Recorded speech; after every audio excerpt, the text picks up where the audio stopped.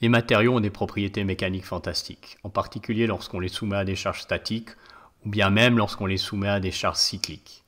Mais lorsqu'on augmente la température et qu'elle atteint entre 30 et 60% de leur point de fusion en Kelvin, ils perdent énormément de résistance. Vous voyez ici un filament en tungstène qui a une température de fusion de 3300 degrés, mais lorsqu'il fonctionne et que sa température augmente jusqu'à 2400 degrés, il a une durée de vie limitée, même si la charge qu'il supporte, c'est-à-dire son propre poids, est très faible. Évidemment, les ingénieurs ont commencé à s'intéresser à ce phénomène qu'on appelle le fluage depuis les années 1910. Le fluage, en fait, c'est la variation des propriétés mécaniques d'un matériau avec la température, même sous des charges statiques, et en particulier quand la durée d'exposition est grande. Évidemment, dans certaines applications industrielles, on ne peut pas échapper à des hautes températures de service. Les ingénieurs ont donc dû trouver des solutions. Par exemple, ces aubes de turbines en superalliage monocristallin et aussi les matériaux utilisés pour les réacteurs de fusée qui doivent résister à des hautes températures, à l'accélération et aux vibrations.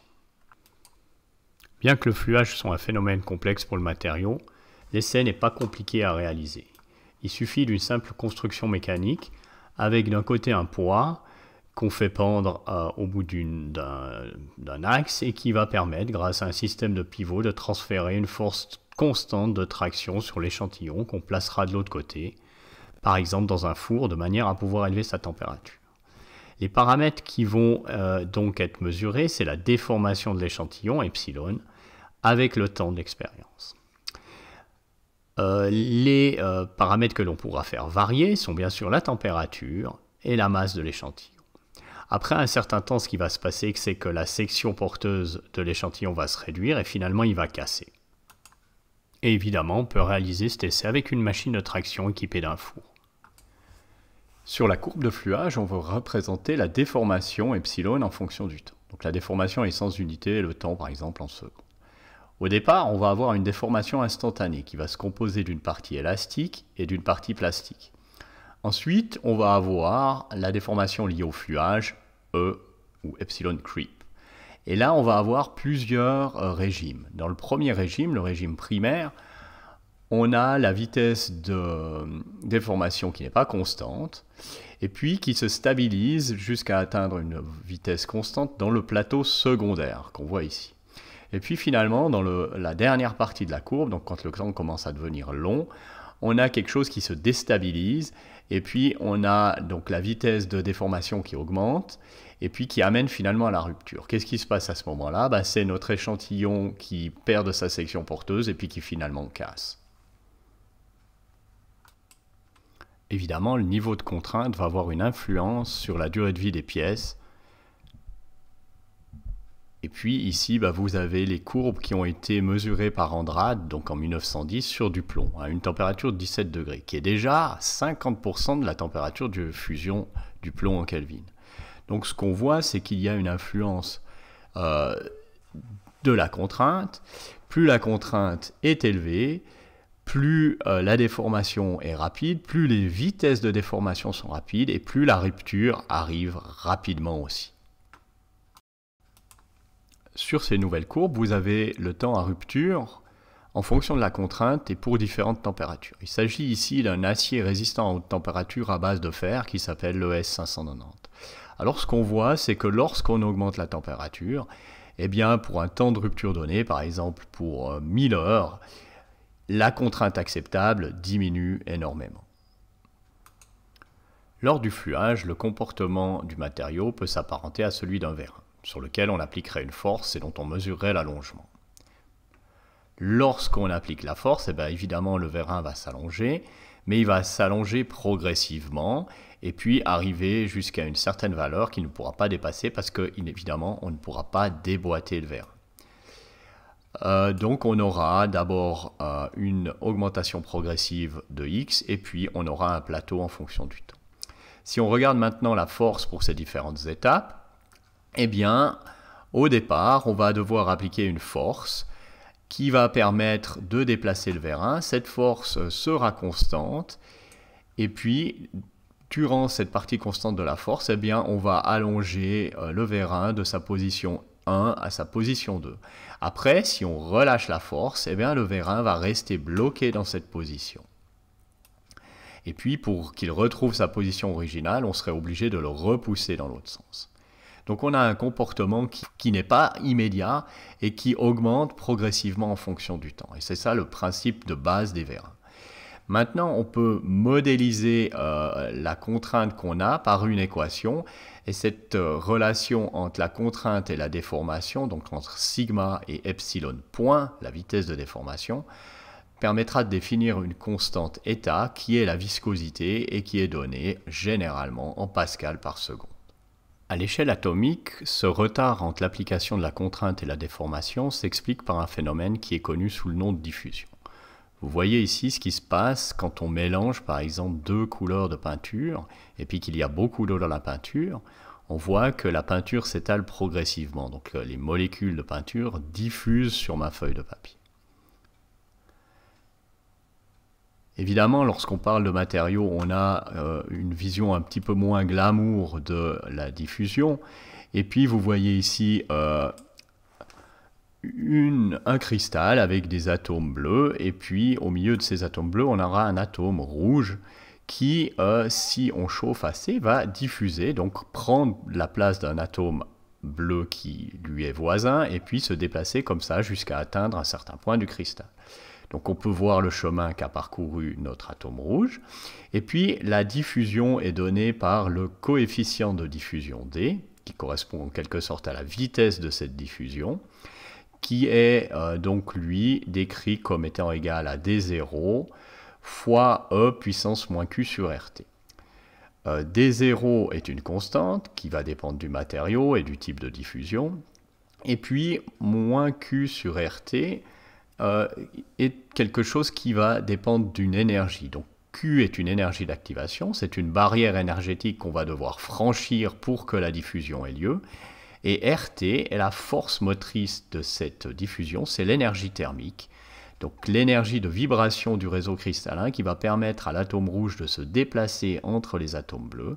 Et puis cette énergie est en fait la température en Kelvin multipliée par la constante des gaz parfaits, qui vaut 8,3 joules par mole.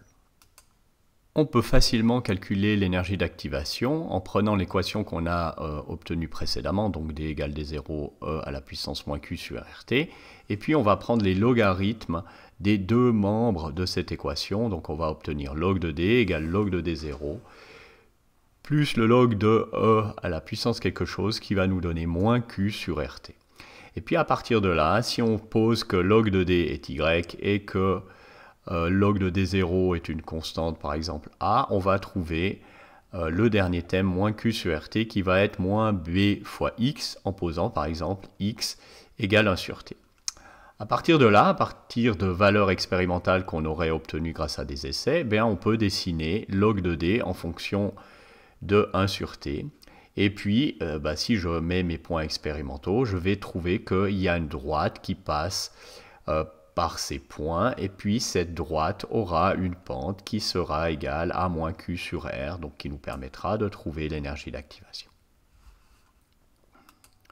Lors du fluage en régime constant, c'est-à-dire dans la deuxième partie de la courbe de fluage, c'est la vitesse de déformation, epsilon point, qui va être dirigée par une loi d'Arrhenius, parce qu'on a là aussi un phénomène de diffusion. Donc on retrouve epsilon point qui est proportionnel à E à la puissance moins Q sur RT, qu'on a vu avant, parce qu'il s'agit là toujours de diffusion. Dans le cas-là, on parlera plus de diffusion de lacunes que de diffusion atomique, comme on l'a vu précédemment. Et puis, il y a un préfacteur avec de nombreux paramètres, dans lesquels on retrouve sigma, la contrainte, et T, la température.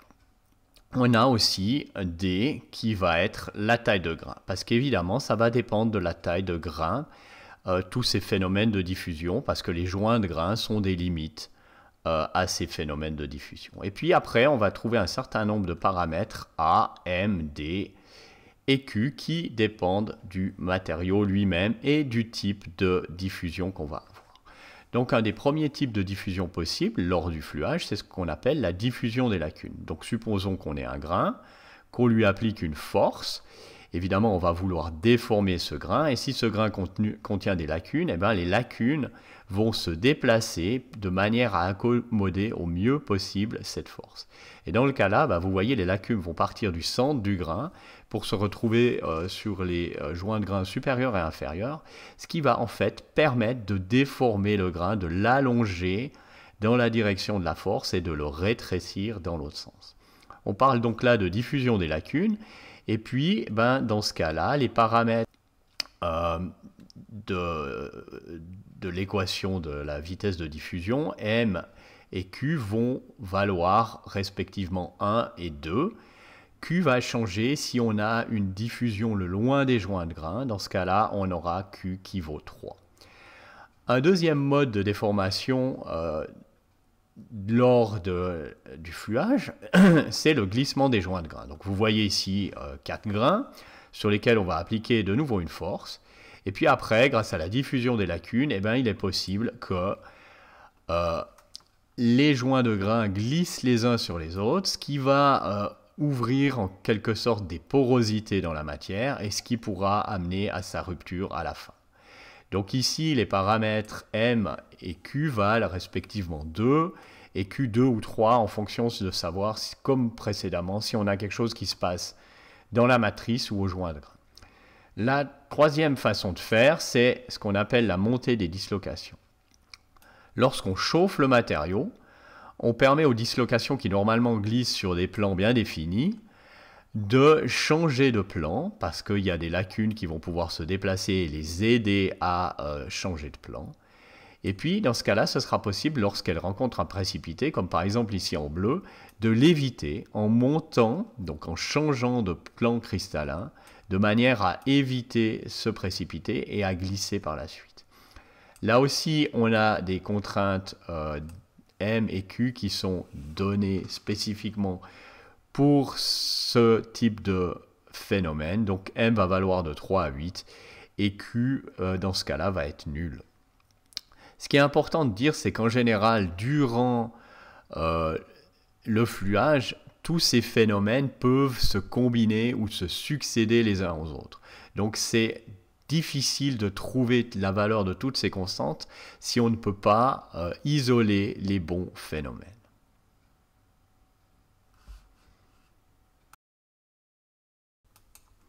Ces différents mécanismes peuvent être représentés sur des cartes de déformation pour des matériaux donnés et puis évidemment aussi pour des tailles de grains données. Donc qu'est-ce qu'une carte de déformation ? On va avoir la contrainte de cisaillement normalisée en fonction de la température divisée par la température de fusion. Donc pourquoi est-ce qu'on prend une contrainte de cisaillement normalisée? Parce qu'en fait, le module G, donc le module de cisaillement, va dépendre de la température. Donc on va rediviser la contrainte tau de cisaillement par ce module de cisaillement qui varie en fonction de la température. C'est ça qu'on appelle normaliser. L'idée, c'est d'avoir en fait des courbes qui sont à isorésistance du matériau, même si ce matériau perd sa rigidité en fonction de la température. Donc finalement, qu'est-ce qu'on voit sur ces cartes? Eh bien, quand on a des hautes contraintes, évidemment là, ça ne va pas beaucoup dépendre de la température. En particulier, si la contrainte de cisaillement est assez grande et qui correspond au moins égale à G sur 10, dans ce cas-là, on va casser les liaisons.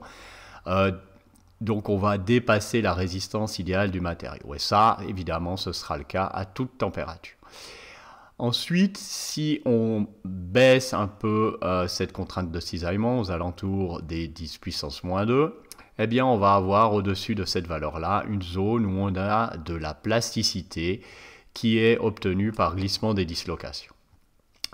En dessous de cette limite, la température et le temps vont avoir une importance parce qu'on a des contraintes qui sont plus faibles. Et puis on entre vraiment dans le domaine du fluage. La vitesse de déformation va avoir une importance. Donc on va dessiner ici des lignes d'isovitesse, des vitesses faibles, par exemple 10-10 par seconde, jusqu'à des vitesses rapides, 1 par seconde. Donc qu'est-ce qui se passe quand on a des vitesses faibles? Eh bien, dans ce cas-là, c'est surtout la diffusion qui va jouer un rôle. Et puis on aura une zone où on aura de la diffusion dans les joints de grains. Et puis si on augmente un petit peu la vitesse de déformation, on aura peut-être aussi de la diffusion dans la matrice parce qu'on augmente en même temps la température. Et puis au-dessus de cette zone-là, on aura une zone dite de loi de puissance dans laquelle c'est la montée des dislocations qui va jouer un rôle, donc qui va permettre des déformations plus rapides.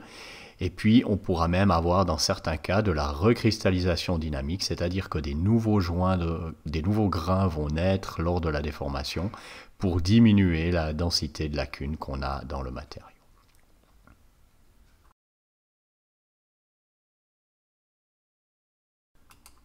C'est HB qui a mis en place ces cartes de déformation et vous voyez ici un exemple réel d'une carte de déformation pour un super alliage de nickel. Malgré la complexité du phénomène de fluage, malgré les difficultés rencontrées, les ingénieurs métallurgistes ont quand même réussi à créer des alliages qui résistent à haute température. Vous voyez sur cette carte la contrainte qu'il faut pour différents matériaux pour obtenir en 10 minutes une déformation de 3%. On remarque évidemment que certains alliages, en particulier ceux qui ont des modules élastiques faibles, donc une faible résistance mécanique, comme par exemple les aluminiums et les magnésiums, ne résistent pas très bien à la température. Néanmoins, vous voyez qu'il est possible d'augmenter drastiquement la résistance de l'aluminium en l'alliant, par exemple pour obtenir des alliages de la série 7000 ou de la série 2000. Évidemment, ces matériaux légers ont des propriétés mécaniques assez faibles et ne résistent pas très bien à la température. Pourtant, il y a le titane qui lui aussi est passablement léger, qui résiste à des températures beaucoup plus grandes, comme vous le voyez aussi ici, et en plus qui résiste à la corrosion. Si on regarde les aciers faiblement alliés n'ont pas des propriétés extraordinaires, mais ils résistent à des températures plus grandes que l'aluminium et le magnésium, mais c'est en les alliant et en créant les aciers par exemple inox qu'on arrive à obtenir des très bonnes propriétés, comme par exemple pour le 17,7 pH. Et puis finalement, les ingénieurs ont continué leurs recherches et ont mis au point des alliages qui résistent spécifiquement aux hautes températures, que vous voyez ici à droite de ce graphe, comme par exemple l'Inconel, l'A286 ou le V136. Dans ce cas-là, on a des alliages qui permettent de tenir des hautes contraintes à haute température pendant des durées qui sont assez grandes. Merci beaucoup d'avoir visionné cette vidéo et à la prochaine.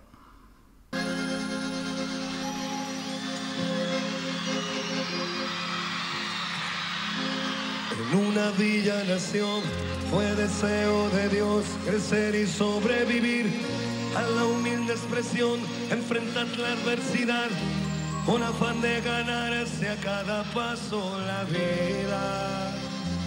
En un potrero forjó una zurda inmortal, con experiencia, sedienta ambición de llegar de cebollita. Soñaba jugar un mundial y consagrarse en primera. Tal vez jugando pudiera a su familia ayudar. ¡Grande Diego!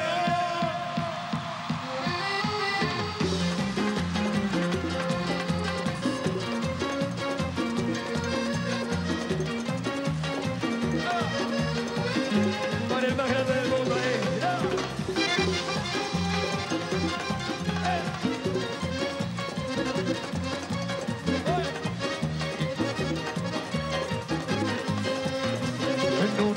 nació, fue deseo de Dios crecer y sobrevivir a la humilde expresión, enfrentar la adversidad con afán de ganarse a cada paso la vida. En un potrero forjó una zurda inmortal, con experiencia, sedienta ambición de llegar de cebollita. Soñaba jugar un mundial y consagrarse en primera. Tal vez jugando pudiera a su familia ayudar.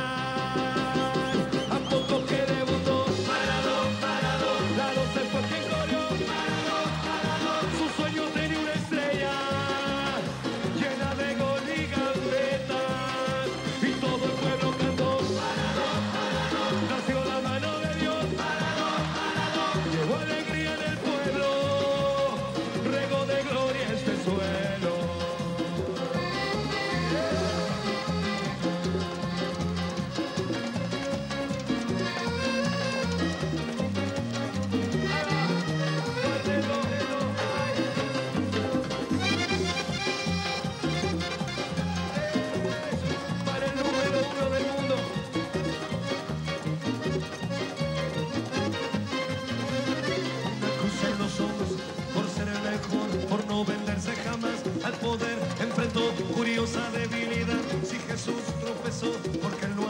hacerlo. La fama le presentó una blanca mujer de misterioso sabor y prohibido placer en su habitual deseo de usarla otra vez, involucrando su vida. Y es un partido que un día el Diego está por ganar.